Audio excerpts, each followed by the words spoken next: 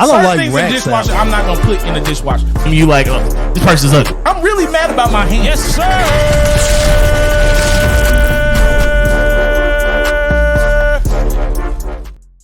Yes, sir. Yes, sir. Yes, sir. We back with another episode of the Mike to Mike podcast. Come on, let's share it up, kids. Yes. This is episode 4 of a series I like to call The Way to Manhood, where we talk everything manhood, fatherhood, brotherhood. You know what, man? We got an excellent show because we got an excellent panel on here tonight, man. My brother Meech, he's on the highway still. He'll be here in a little bit. But we want to get started with this excellent panel that we have. So I'm going to give my introductions and my salutations and greetings out the way, and then we'll get the show started. To the right of me, this is Real Family. This is my cousin here. And you know what? He is a pastor, but he is an author, and he has an awesome book. I'm going to let him go ahead and plug his book out here, too. And you guys need to go purchase it because it's a really good read. But give it up for my cousin, Tony Jeffrey. Let's give it up for him. How you feeling tonight, cuz? Man, I'm doing really well, man. It's been a long day, but all is well, man. To be able to wrap it up with hanging out with y'all, man, this is on point. Awesome, man. And then to the bottom of him, you already know he's a staple of the show. Give it up for cousin George. What's going on, fellas? Happy to be here again. You good? Yes, sir. All right, you got to say what you always say, man. We got to make it do what it do. Let's make it do what it do. And here's the thing, man. I always like to start off this show just asking, because we are talking manhood, we're talking brotherhood, we're talking fatherhood, and you gotta want to know and ask questions to see, how are you guys feeling this week? So I'll ask you first, cousin Tony. How has this week been for you? These past 7 days? What's your mental? How are you feeling right now? If I was on a scale of 1 to 10, I'm at a 7. I'm nice and average. Okay. Not too low, not too high. Just easy like Sunday morning at this point. And that's not just hyperbole. I'm not just talking. I really do feel kind of at ease. Some things I'd like to see come to fruition, but I'm still waiting to see what God is going to do in that area. But I'm cool. Thanks for asking. Oh, no problem. Yeah, check in. Nothing wrong with that. Just checking in. Cuz, how you feeling this week, man? How's your mental? And the mental good. I've been working out for the last 5 days, getting back in routine. It's been a long week, man. My days are, I'm thinking today is Monday, yesterday was Tuesday. I'm all over the place, but overall mentally good, man. So again, like Tony said, man, thanks for asking, man. Just grinding to get to the next day.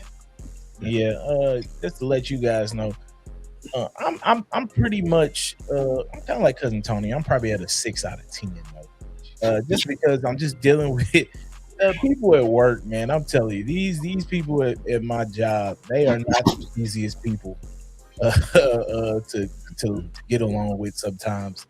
And I don't like carrying that stuff over sometimes, but it does carry over. I kind of got a little angry at my daughter and a little bit more mad than what I normally got. And I think it's because I'm carrying stuff over sometimes with how these people act and how they are. But you know what, man? God is good. Family, the home front's good. And I just got to leave that stuff at the job. Just leave it there. Leave it there. I normally do that, but sometimes they try to test you, man. They really do. They try to test you. But it's all good, man. It's been a good week, and I'm just blessed to be alive and healthy. So thank God for that at all times.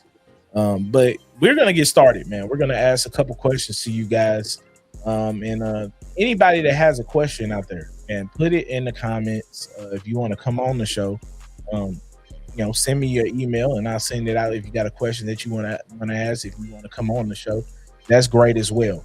But the first question I'm gonna ask you guys is this: what's your next step in your evolution as a man? We're all at different stages in this journey of manhood, but we all are striving to be better men. I know that for a fact because I know the man that you are. And I will answer this question just to give you guys time. I like to give you guys time because I've seen this question already because I made the question. What is the evolution? What is your next step in the evolution? And my next step in my evolution as a man, I truly believe, is mentorship. At this moment of my life, I feel like I have experienced enough things to where I could be pouring into young men. Um, and that's something that I really don't do. My son he's still young, so he's not at that age yet. I know I will pour into him, but it's a lot of young men out here that are going through the same things that I was going through, and it would be good to have a guy that could help them going through the processes of whatever stages of life that they're going through. And I feel like I do want to be a mentor to young men out there, and I think I need to take that step of giving them my story and helping them and guiding them through life. So that's one thing I would definitely say is my next step in the evolution as in my manhood is to pour into other young men that's going through a lot of stuff, because these young guys today, man, they're facing a lot of different things, man. A lot of it's a lot of problems out here in these streets, man, and they need help. They need mentorship and guidance. So that's for me. What about you, George? What's your next step in your evolution as a man? No, I think for me, my next step is kind of changing as my family changes. So I think being more financially secure. I think kind of like I was telling before we got on, even reading more books. I want to read. I have several books I got to read, and so just kind of really get the knowledge I can, because I think I'm going to grow. The man I'm about to become is going to be the man for the rest of my days, obviously. And so I want to change from what I once was to what I want to become, so I can be more in the space of, again, like you say, mentorship, financial wisdom, to be more responsible for the knowledge that I give out to whoever needs it from me, to lead my home, to show my boys how to financially prepare for what they need to know, right? And so I think my next evolution has a lot of phases to it. I think there's not just one thing that's can be multifaceted, but I do believe number one is to be more intentional in getting the knowledge I need to acquire and financially really setting up a 401ks and all that stuff, just planning for a future to leave a legacy, kind of what we talked a couple weeks back. So I think that's my next. It's good. It's good. What about you, Tony? This is a fantastic question, and I'm listening to you two brothers talk through this, and I think I've been down the road a little bit further than y'all, man. So I heard Denzel Washington say this, and he's become somewhat the philosopher here lately. But he said that you have three stages in life. When you're young, you learn. When you get a certain age, you earn. And then when you hit the back nine of life, you return. Mm. So when you guys are talking about mentoring and things of that nature, I've been blessed where I've been able to be in that space for quite some time. I've had the blessing of being able to walk with some folks and some young men to help them transition into becoming men. But now, George, you said it is about legacy at this point, which drove me to write my book as well too. And if anybody is interested in reading the book, it's the title of the book is "It Matters: Decisions, Consequences, and the God Who Redeems Them All." And in my book, what I wanted to be able to convey was first my love for my parents and how they were a tremendous example for me. Then walking through how I got to a stage of being able to be healthier in my decision making. And so it's kind of an ode to my parents, but also a letter to folks that I grew up with, because you guys know with football I became somewhat of a hometown hero. I'm not trying to be the self-proclaimed hometown hero, but a lot of folks Nice. know me play. And so when they saw me play, then this stumbling came along into my adulthood. And now my wife and I've been happily married 18 years. And so now we're starting to look around like, well, how did you get here? Well, the book is what I wanted to be able to point to. This is what the Lord did to help me transition into being an older man and being able to look back and say, wow, look what God has done. And so at this stage in life, I'm really looking to return. But I've also learned that unsolicited advice can fall flat many times. And so, availability becomes your greatest ability. And so just trying to be available in spaces where where guys would, look up and say, "Hey, man, I want to hear from you. I want to learn a little more from you," and just being available to that and leaving a legacy at this point. It's good. It's good. Yes, go get that book, please, guys. Cousin Tony, if you could, man, even if you could put it in the comments. I don't know if you can, but just type your book in there so people can know about it, so they can go get that book. Next thing is this. Got another question for you guys. Does mistakes in your past still haunt you? And I'll start with this one. Some of the things that I've done in my past, especially financially, yes, they are still haunting. And I think that's one of the biggest things as coming into a man with me is just thinking irrationally, thinking selfishly, and now I'm still paying for it at the age that I am at 34 years old, which I'm still young, but I mean, I could have a whole lot more money right now, and I think about that, like You're all good. how much money I'm blue. I know that's I'm like, man, this is this haunts me. I think about that number that I could have right now. I probably have me a little business or something, something, bro. If I just would have, made the right decisions with my money. But yeah, that's definitely one of the mistakes that I've made that seems to haunt me. And I just don't say it haunts me because it doesn't. Haunt is a weird word. It's just I do think about it. I do go back and think about it a lot. And sometimes it's not good to look back on your past and your regrets and things like that. But I am looking forward to the future because the future is gonna be much better. But I'm like, man, I look at some kids like, man, you're 25 years old, bro. Please don't make that mistake. Like 10 years down the line, bro, you could be set up way better than what I am right now. But yeah, man, that's one of the things. It's my financial probably mistakes still haunt me a little bit to this day. What about you, George? Yes. Anytime you have a regret or something that you could have maximized on, it's going to haunt you. And like you just said, I don't think you're going to use that word, but it's like a regret. And so there are several things I still regret now as a 47-year-old man, and I look up and I try hard to steer my sons away from that thing that snagged me. Because I'm going to tell you something. You're going to look up and you're going to have a regret. And it's going to be like, dang it. Because what happens is there's certain people in your life that you rob a moment from them to be able to share in your success, right? And so it's funny. I'll tell a quick story. So at my parents' house on this particular wall, everybody has their graduation picture at 18 years old.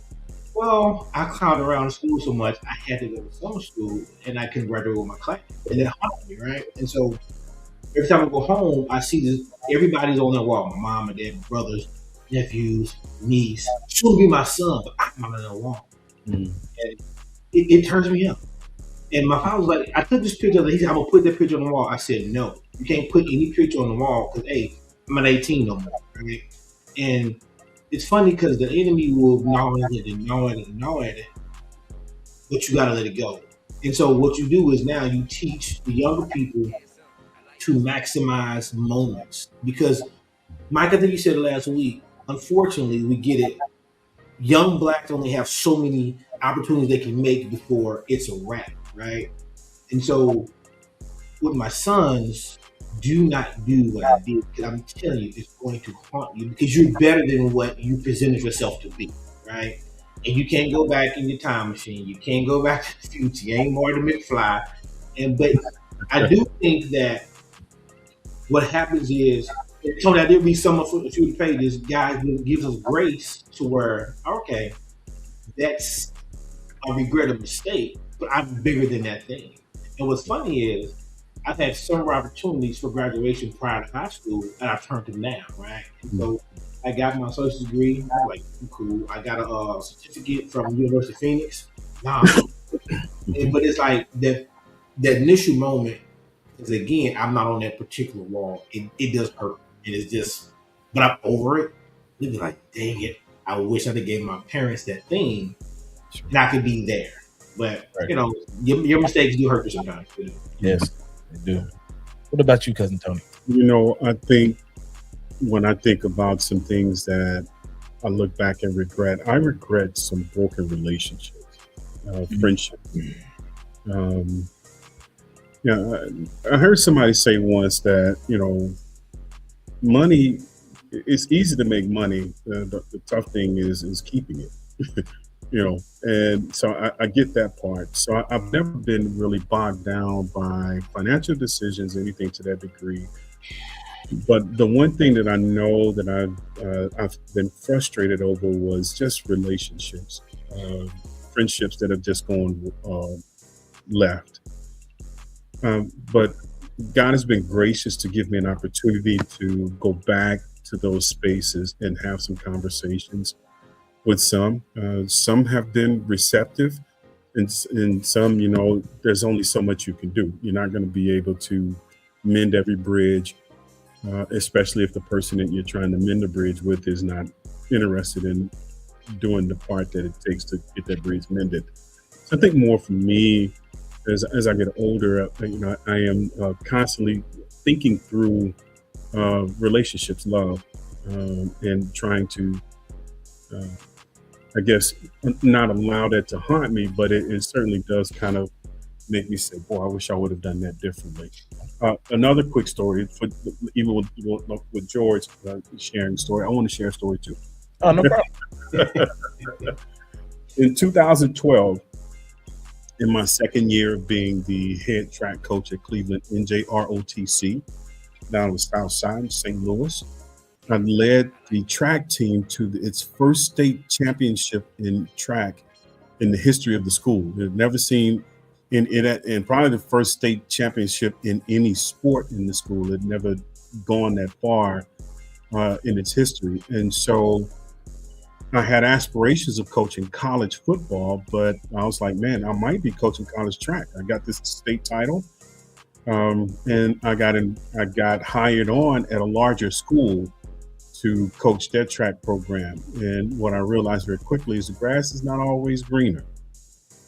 And so I regretted going to that school and leaving the school behind where I'd initially gotten the state title, because not only did I step into this briar patch of a program that they didn't appreciate the skill set that I brought to the table, but I you know, bruised the relationship of the kids that I left behind.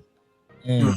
And they were like, wow, you know, and my state title track athlete that won an open 100, open 200, I didn't realize how much it meant to him for me to be there.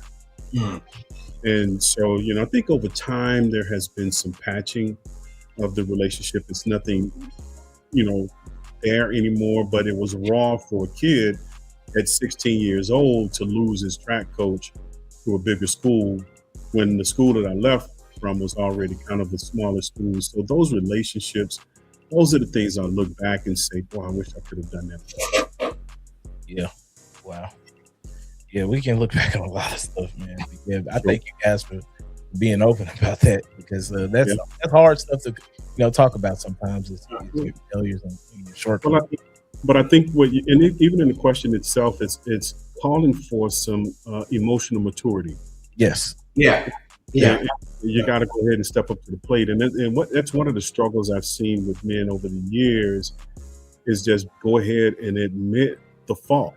Right. It's okay to say I'm sorry and not my bad, or there's a big difference. Yes, sir. Yeah. I messed up and it was a mistake on my behalf, and I own that. Yeah. And that calls some emotional maturity, some emotional IQ, to be able to step up to the plate and say, hey, this is what a grown man does, and he owns the mistakes. That is good. That is good. Clip that. I gotta say clip that, because they're gonna the AI gonna make me a clip for that later on. So Lord. Let's go on to the next question, man. This is a good one. How do you raise your sons differently than your daughters?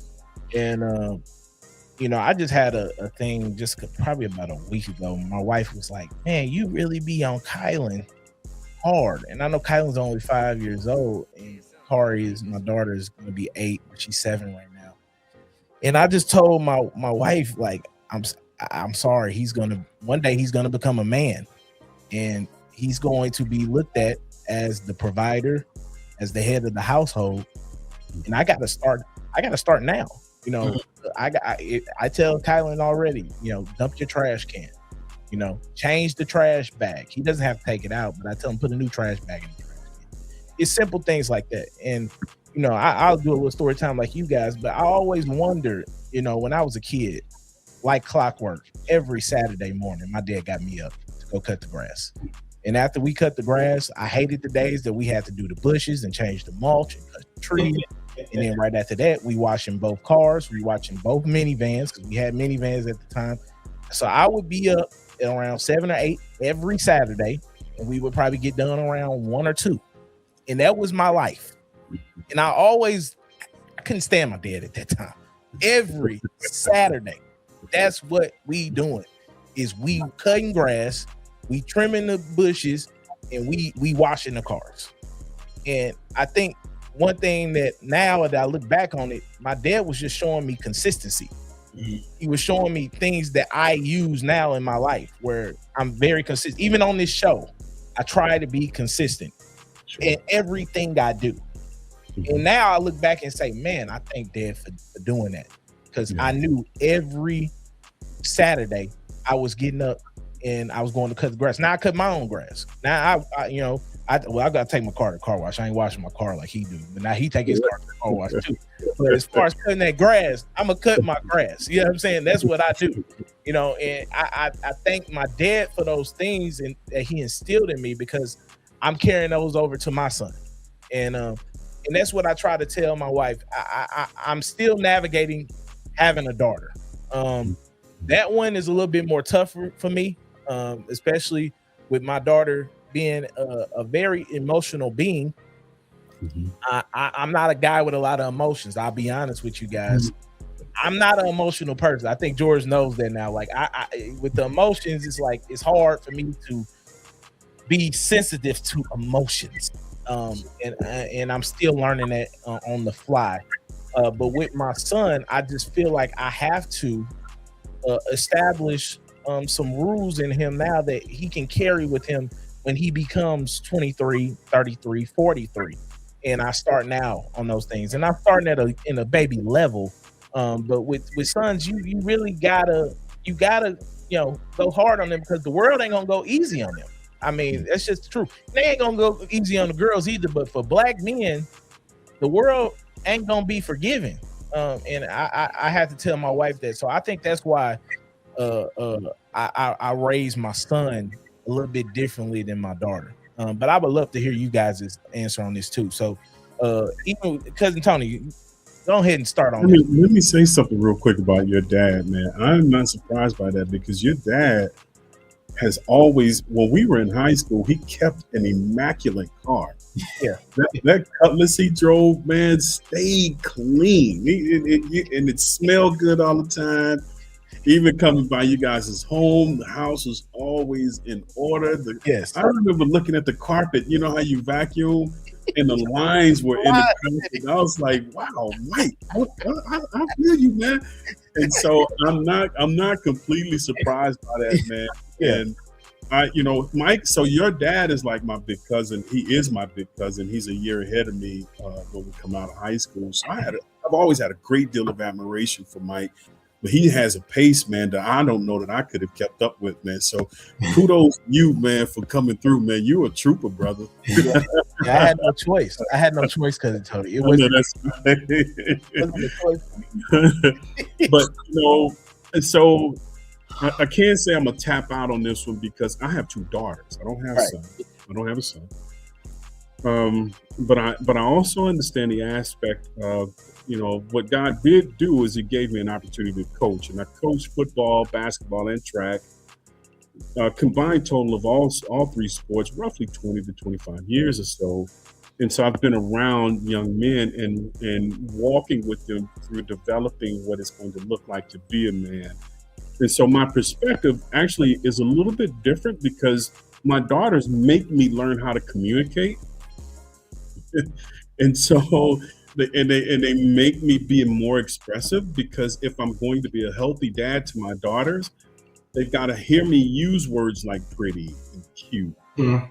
and hug them when I feel their emotion, and not to just let them go. Because the reality is this: some little boy gonna come along and try and tell her she's pretty, and hug her when she's not feeling well, in order to get what he wants. Now, I don't want you walking out of this house feeling devoid of love. You got plenty of love right here. Come here. You want to sit on? You want to hug daddy? Daddy's right here. You want to lean on daddy? Daddy's right here. I'm here. I got you. Mhm. All right? Now, when I was mentoring young men and coaching young men, my communication began to change in order to help them understand. It wasn't so when I coached, I was never the coach to cuss guys out and things of that nature. And if I raised my voice during practice or something like that, everybody understood why, because I wasn't one that just blew my lid. If I let you have it, you really earned it, because Yeah. I'm a pretty patient guy as well too. And so, as it pertains to just working with young men and mentoring young men, I was consistently thinking through what would young Tony do in your space, and how would I coach young Tony up, looking at you, Mike, you, Tony, Devontae, looking at you guys, how would I want to be coached right now? And that's kind of how I approached working with young men, is, not necessarily backing off and being easy, not saying that, but what would I need at this point, and what did I want at that point as a young man, and try to step into that space so that I could meet them where they are. That's good. What about you, cuz? You know what? Yes, you have to. I some time ago I saw this comedian dude. He said something that struck home. He say, "I'll kill for my sons. I'll die for my daughter." Right? Mm. And my daughter is actually taught me how to even love my wife better. Because with sons and boys, it's this aggressive, just male nature. I don't want to say alpha male, because I think that's even kind of overstimulating you into their society. And Mike, you said it. Our boys only get so many opportunities before the world turns its back, and now they're in this space of malcontents and just whatever the society want to call them. And kind of like you, I remember, y'all know my pops. He was a very stern man, and there were rules and consistency that had to be set and be met all the time. And I got to say about your dad too. I'm telling you, man, like this dude is crazy. But what he was doing, because he had 3 sons, he had to raise. He had to, and I don't have no sisters. So when my daughter came, I was like, oh, this is a total different. Like Tony said, I got to communicate different. I got to communicate in a way to where she understands me, and our communication helped my communication with my wife. Right? It really, really did. And so, Caden is 18, soon to graduate, and I'm looking at him now. I'm like, he's an adult by the letter of the law, by the age. He's still my baby, but it's like, dude, you're finna go outside these walls and have to figure this thing out. Yeah. What do I do? Has he learned enough? Has he retained enough? Will he be able to sustain? Right? And so that's a whole nother element that me and my wife are in. And it's like, whoa. And so again, all I can try to do is teach, be consistent.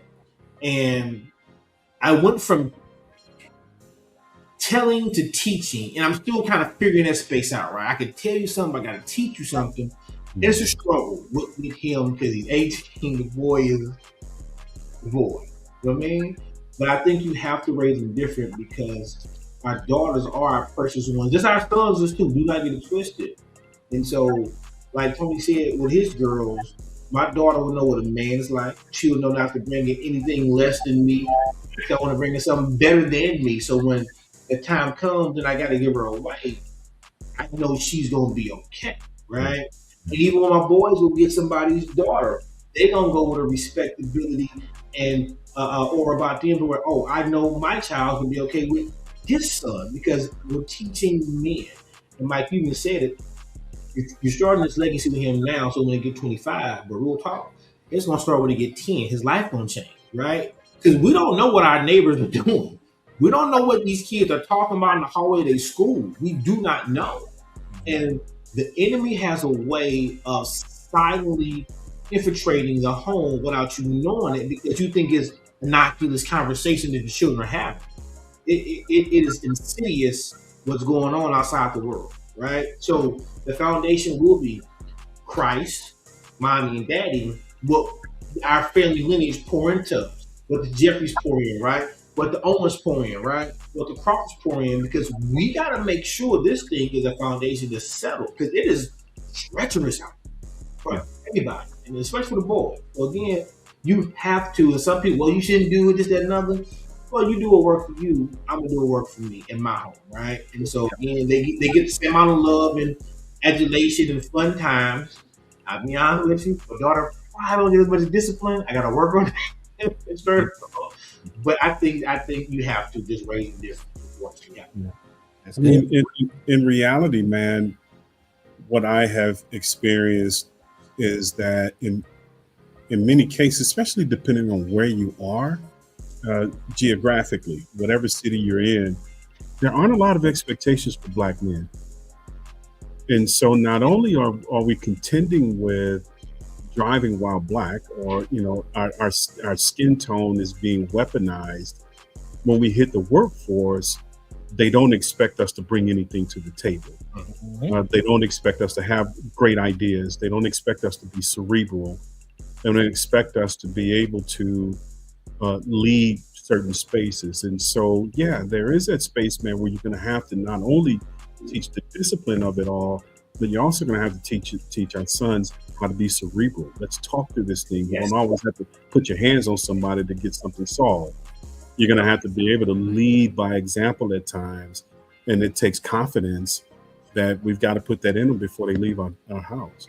That's good. That's good, Cousin Tony. Next one, man. I got another question for you guys. We got 2 more questions on here. This is staying on the parenthood thing. What scares you guys about raising children in today's time? Everything. I know that's right. So, can I dive in on this one? Oh yeah, we'll all dive in on this one. And go ahead, Cousin Tony. Go ahead and start off on it. So everything that we've been trying to teach our kids, the thing that scares me is them attaching themselves to kids who aren't trying to teach their kids any type of moral standard. It's already challenging trying to make sure that our kids see Christ clearly in how we walk and talk. But then, when they get around others who may not be serious about their relationship with Christ, or they may be rejecting Christ altogether, helping them navigate that space. So because you can't bubble wrap it. You got to let them go. You got to let them grow. And that's the biggest fear is, all right, now that you're out here, now what? And so I think that's just the influences that are around them makes it very scary. So those are the things I'm most concerned with. However, we know that our God is able, and we're prayerful, but it's still we still have those spaces where we're petrified when they leave the doors. I would say because mines are a little bit younger than you guys, and we're coming up in this AI field where everything is auto. What is it called? Intelligence, artificial intelligence, and everything like that. It's really scary, man. I'm being honest, and I mean it's the accessibility, open accessibility to everything. Which scares me. I'm being honest. They can access anything that they want. Any drug, any type of video, anything is accessible. And it didn't used to be like that. But now these kids have cell phones, they have tablets. And with that, you're open to anything. And it does scare me sometimes because it's not always their personal cell phones. Their friends will have cell phones. and tablets and showing our children things that we don't want them to see as well. Hold on. Let's see. My browser is lost. Mike, Can you hear me still? Yeah, we can hear you. We just can't see you. Yeah. Hold on. You know what? I'll take this one. And Tony, you'll get it being a man of faith. Mhm. I think we're living in the spirit of the Antichrist. Now, I don't believe he's here on the surface of the planet yet, but I'm going to tell you something. I saw something today on the news. It was over in France or something. This lady was walking out of the store, and this man just came and grabbed her daughter, right? And so it's so many things that we have to contend with that's Antichrist, right? Yeah. And so our children, my biggest fear is, you said it, we know what we're putting in our children. I do not know what my neighbor put in his children. Tony, obviously you're older than me, so we come from the same area, right? There used to be a time where if you got in trouble, the neighborhood knew, and they'll reprimand you, for making the neighborhood look bad and making your mom and dad look bad. Because that's my story about your daddy, but I'm gonna let you finish. We knew our neighbors. Our neighbors knew us. Yeah. If I clown, all they was going to the room was appalling in a nanosecond, right? Yeah. So now, if I see these kids cussing and fussing, I go tell their parents just quit to cussing me out, right? So we don't know what's being poured into. You said it. Let's be honest. When we were younger, if we wanted to go look at something we shouldn't do, we had to go sneak and hide and get taped or whatever case may be. Everything now is right here on your cell phone. Everything. Okay? That's it. So you don't know what your kids' friends are talking about. You know what they're showing your baby, and you don't understand the influence that may have on your child, because all children want to do, truth be told, is fit in, right? That's it. So now you fitting in has caused a whole shift in your home, and you don't know what happened. We go to church, we pray, I talk to them about the Lord. Now you fighting something that's way bigger than you because you don't understand what it is. We see every day, guys, unfortunately, people with mental illness go into school and shoot up babies in places where our children was once safe. Our children are safe nowhere but in our house, right? Think about that. So now it makes the world even smaller, but the phone makes it bigger. So now there's a whole nother element we got to deal with. So there's so many things that scare us. But Tony, like you say, we put our faith and trust in the Lord, right? And again, I told you about my son, God's telling me you got to let him go. Your parents let you go. We'll figure it out, right? You figured it out. We'll figure it out. And it's funny because every parent just thinks about this. Let my child walk out this door and let him walk back in the door. And now that I'm a parent, I never thought my mom and daddy thought that way. And I'm pretty sure they did, right? Because nobody wants to get on point to call that baby got hurt. Not my baby, no. So there's so many things that happen in our mind that kind of really want to drive us crazy. There's so many things out there about raising children in today's society is just, it's petrifying. It's really petrifying. It is. So I mean, it's scary times. Here's a reality that I share with my wife that helps me to kind of calm down. God loves our children more than we do. Yes, and that's something. It's like, but how is it possible? He do. I know. As much as we think we love them, He loves them even more. Love even more. Ain't that something? Yeah. So that's what makes me keep going back to Him. I say, Lord, I know You love them. I need You to keep them and help me to relax. And also want to Tony, and don't let me hurt them, because Lord, these are boys, right? That's when they teenagers, man. Things change when they teenagers. Woo! All right, let me get you graduated off of college. Y'all know that, right? Do something more. I'm telling you. All right, we got one more last question for you guys, and we are out of here. And this is one that's it's more on it's about the women. We love our women. We love our wives. But I do have a question for you guys. This is the last question. What is one thing women misunderstand about men? And I just said just one. We ain't gonna do 5 or 6 or 7 because I know some of us can go on the road with that. But I'll start off with mine. honestly, men are simple. We're very simple beings. And one thing I would say is, I just want to feel appreciated. That's it. And I want you to show me that you appreciate it. That's my biggest thing is I want you to show me. Tell me is one thing. I want you to show me that you appreciate me and some of the things that I do. And that's my biggest thing is when I don't feel like I'm appreciated, I don't really have to get anything back in return, but I just want you to really appreciate what I do.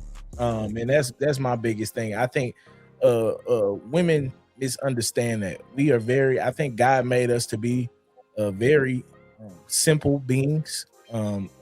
As far as how we made up, women are much more difficult to try to figure out that say complex. We'll say complex. I think I come complex. I think I could figure out 3 Rubik's cubes before I ever figure out half of what a woman is. I'm just being honest with you. I'm just being honest, cuz but yes, I that's the one thing I would say is I just want to let the women know we just want to feel appreciated. That's me. So what about you, George? What's one thing that women misunderstand about men? I probably have to agree with you in that the men are very simple, and I don't want to say to teach my wife, but I had to just keep on reiterating because she would ask me what I want for my birthday, and I have to tell her nothing, and she didn't quite get the concept, right? Or for Christmas, I'm okay. I don't need nothing because I always looked at it what I have, I got her and my family, and my little kids. So I didn't need anything. And it took a long time for her to kind of get that. Then it got to the point to where when she got it, other people understand. And she was like, listen, you say you don't want nothing, I'm not buying him nothing. I'm like, you ain't gonna buy him nothing for his birthday and Christmas? She's like, no, he don't want nothing. And so again, it's simple. I mean, I'm not a complicated person. Like Tony, we going on 19 years.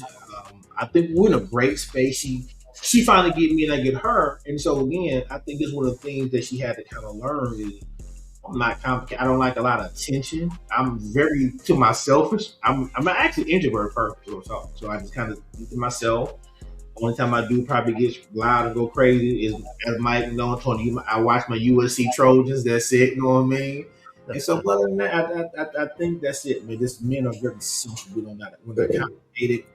Just feed us a rub belly and know that we want to feel appreciated, and we'll give you the world. Just simple. I'm listening to both of you guys talking. It's funny because I get a chance to see it from a different angle, hearing you guys talk now. Because George, I got 7 years on you, and Mike, I remember when you were born. Actually, I think I can remember when you were born as well too, George. So I'm a little bit older than both of y'all. Yeah. You family. I don't care what they say. You family. Look, George, let me tell you something. George, let me tell you something. I'm gonna tell you how much family we are. So our parents were like Ace Boone. You know what I mean? Yes. And so I remember one time. I don't even know. You were a little bitty at this point, but your brother Damon was over to the house, and we went outside to play. And some of my friends from the neighborhood came in, and I was like, "Look, this is my cousin Damon. And this my cousin Spank, you know what I mean? And they could hear us inside. So they called us all in the house. And they were like, did y'all say that y'all cousins? I was like, yeah, that's my cousin. You my uncle, you my aunt. It's like, no, baby, we just hey man, that broke my heart, man. You know what's funny? Hey, Pop the story so often. He was like, Tony was hurt. I was hurt. I was like, no, what I say. We family. You're straight up. And so it's what it is. It kind of community. I got plenty of stories, man. But to come back to the original question and not to sound like I'm trying to stray away from that. By the grace of God, I've been able to counsel with couples when they're really wrestling with some things. And the one thing I think that women misunderstand oftentimes is men really want to get it right. Just as much as you want to get it right, they want to get it right as well. But we have to teach each other how to love.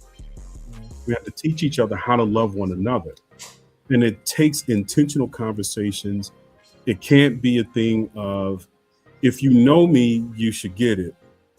If once George, you're coming up on 19. I'm coming up on 18. Mike, how many years you been married? It's gonna be 10 this year. It'll be 10 this year. Once you get past a certain threshold in your marriage, it's like, no, you got to tell me what's going on. I can't just guess at that. And in early young couples, they run into that thing of, if you really loved me, you would know. And I'm trying to teach my daughter now, don't put anybody in a position to where they have to guess at what you're thinking. Teach people how to care for you. And the one thing that I would, just say for women, we want to know, because we love you. We just don't know how to express it.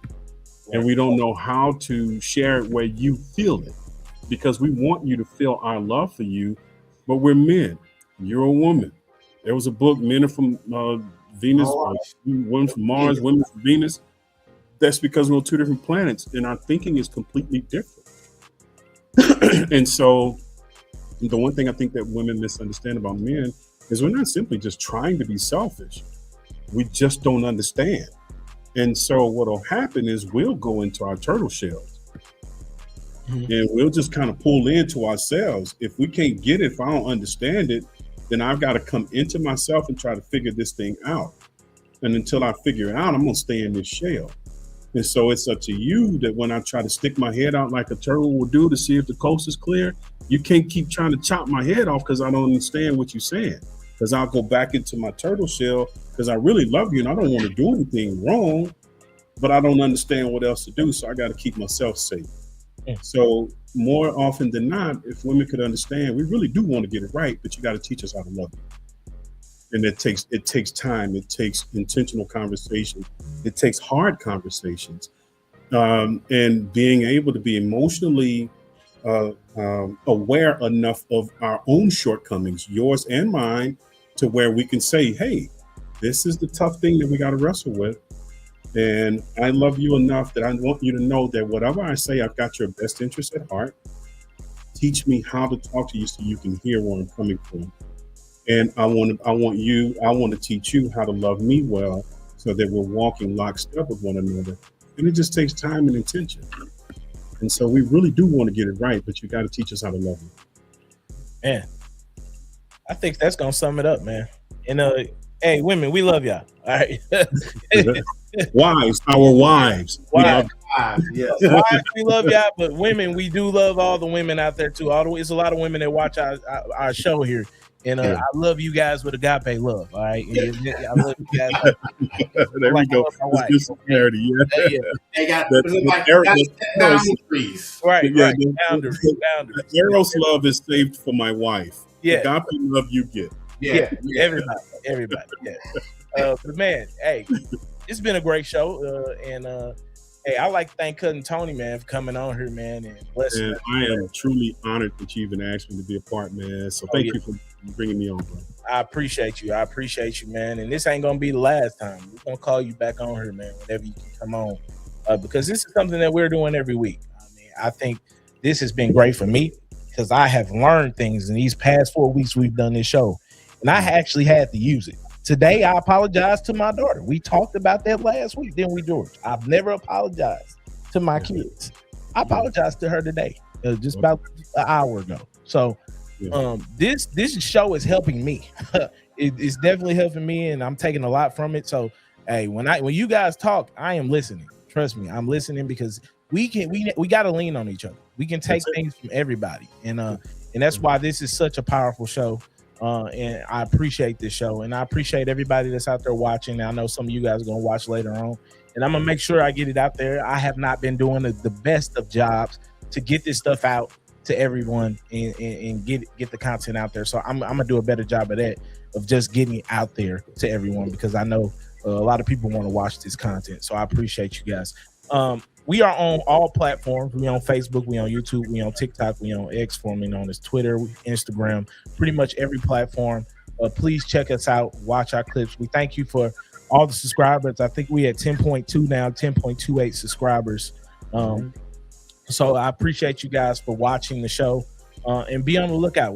I keep telling everybody, I am looking to have this show be 3 to 4 times a week. And that means having different shows out. Of course, our flagship show is on Sundays at 7:30. This show is on Tuesdays at 8 o'clock. I know we got a basketball show coming, and I think we got a marriage show coming. I'm gonna do a mayor show as well. So just be on the lookout for all the Mike to Mike content. Cousin Tony, please put your book out there, and where can they get it? You can get it on Amazon. It Matters, Decisions, Consequences, and the God Who Redeems Them All. So I would love to be able to hear your thoughts on the book as well too. So Yes. my next project is a 21-day devotional that I've completed, and so now I just got to get it into a publisher and to get that out to some folks that would be interested in having a 21-day devotion. Awesome. So yes, please support. Please, we support each other on the Mike to Mike podcast. I am all about supporting each other and helping each other out. So anytime that anybody comes on here with anything that they're selling or doing, definitely shout it out on the Mike to Mike podcast, because we are here to empower each other. All right. Thank you guys for watching on a Tuesday night. I know some of y'all got to get to bed because y'all got to get up in the morning and hit that rush hour traffic. So I'm not gonna hold you no longer. Appreciate y'all and love y'all, and see y'all next Tuesday. Peace. Thank y'all.